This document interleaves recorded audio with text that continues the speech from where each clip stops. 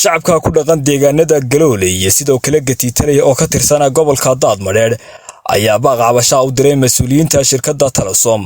waxaana ay sheegeen inay ka cabanayaan qaar ka mid ah adeegyada ay bixiso shirkaddu gaar ahaan adeegyada internetka iyo sidoo kale ku hadalka mobilka taasi oo ay sheegeen inay si hufan u helin adeegyadaasi isla markaasina dhowr jeer ay cabasho u gudbiyeen mas'uuliyiinta shirkadda ee gobolkaasi Daadmareer balse aan wali cabashadoodaasi aan laga jawaabin haddaan Galoole lahayn kaararkan leenayna waxa weeye 3500 kaar waxaan sheegayaa Telesom sheegaya madaxda sare waxba nooma qaban Telesom intii cad jaaclintay cad jaac Galoole wuu imanay wuu ka warhay ma hela khad fiican haddaan reer Galoole nahay ma helo wax qado fiican ma helo waxaan u sheegaynaa Telesom madaxda sare waxaan u sheegaynaa inaan khad helin anagoo 3500 kaar leh waa inay loo keentaa bir halka loogu taagtaa iskuulka u dhow san khad fiican u helo waxa noo sameeyso waxyaabo ma garanaysaa ama shaqaalaha noqoto waxaanu kaga cabanaynaa kama warhayo isagoo soconayo Galoole wali yimi ma arag waa lagu sheegaa khadna ma hayno ateen wanaagsan ma hayno waanu ka cabanaynaa waxaanu leenahay sida ugu degdeg badan leh hadaan wax ka qabanin 3000 kaadhe ay Galoole leedahay Telesom waanu u dhigaynaa tuurayna cabashadeeda loo gudbiyo deegaanka Galoole inuu deegaan aad u balaaran yahay halka xaaxi kala soodin yahay halka harashiq kala soodin yahay halka meesha la yiraahdo qaloocato iyaduna 2 saacadood ama 3 saacadood noo jirta ay kala soodinaa dhalinyarada reer Galoole ee ku nool ilaa 500 oo dhalinyaro oo mobil waaweyn oo balaaran ayaa jira mar quraata ma helaan khad kaliyaata oo khad caadi ugu shaqeeya oo maxay tahay lama heli karo ma jeeski dadkii wax laga iibsanayay waxay isla liitaan ma jeeski lama heli karo la isla liitaa ima dirin iyo waadi dirtay baa la isku haysa waxaan leenahay madaxa u sareeya shirkadda Telesom inay noo taagto birta xaaxiyaad ba bir noogu xigta taariikh ba bir noogu xigta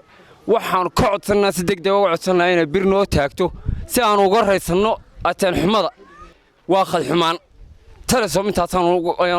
maanta iyo maalmo horeba u gudbinayna siyaasad buu kabigiisuba ka dhamaanayay shirkadda Telesom hadii raalli kaga taayno siyaasad ku dhex jiro oo nin la bedelayay barnaamijku arintiisu ay ku saabsan tahay shirkaduna ateen laan baan ku cabanaa ateenkan loo soo daayo ateen laan baan ku cabanaa haddaan nahay Galoole waa deegaan ballaaran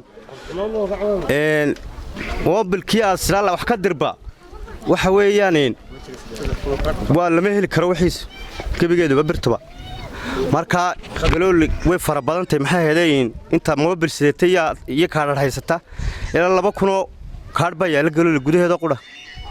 marka waxaan u sheegaynaa deynayna ateen laantan bir baan u baahanay in loo taago tan waxa deegaankan Galoole birta waxa bir noogu xigta taayin maxay heedeen harashiq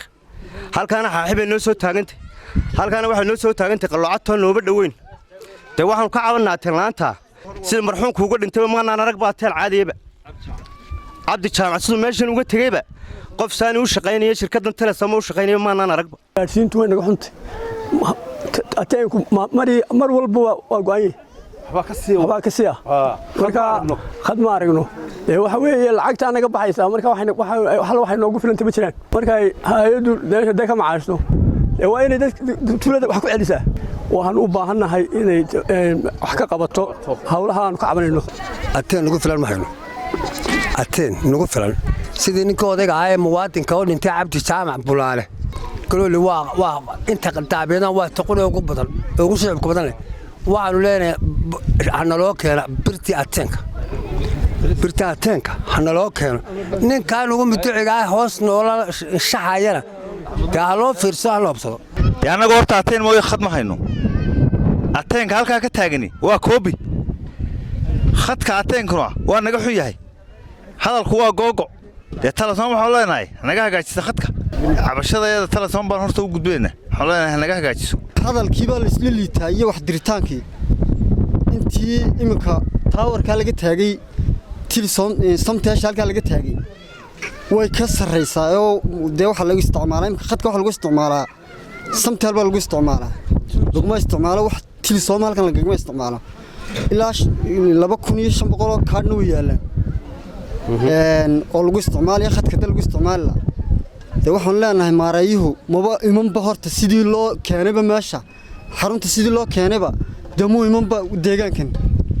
cabdi jaamac noo iman jiray kaadhariyaa doonaya buu odhan jiray kaadhar buu furi jiray dadka wixii bilaa kaadhare buu kaadhar furi jiray markaa waxaanu leenahay cabashadeeda hoos ha loo eego oo shirkadda telesom si caadiya waxaa noogu qabato birtii ateenkaan u baahannahay in looga taago meesha sianu ateen u helo ugu filan iyo adeegyo ugu filan badan baanu gudbinay cabashadayada cabashadeedu meel ma tagto lama maxaanku rahayey intuu inankani meesha yimi lama gudbiyo shirkaddu gaabis maaha laakiin shaqaalaha gobolkoodu inuu jooga ayaa gaabisa laakiin ninka maamul gudoomiyaha ee halkaa jooga shirkadda u jooga markii aan wax yaro codsi u soo dirsanaba waan waayeynaa dee shirkaddu iyadaa soo diratay inanka wax ka qabato maalintii ugu dambeysay dabagoryaal neeriina ka soo qora ina shaqaalaha la kaalay oo dabagoryaal ka soo qora inanka anagoo ku maqan ayuu ina kale laga durgeliyay shirkadda waxaan leenahay adeega noo soo kordhi adeegana nooga dhig aan isticmaalo moobilinta noo dhib intaad moobila noo dhibteen moobiladii noo wada furteen oo dhaantadii lacagan ku shubnay oo dhaqaali naga baxay ayaanu gudda habeen haddana la camcaaminaya meelaha la taagin oo gudoomiye hore meesha joogay gudoomiye hore oo sharaf laba ahaa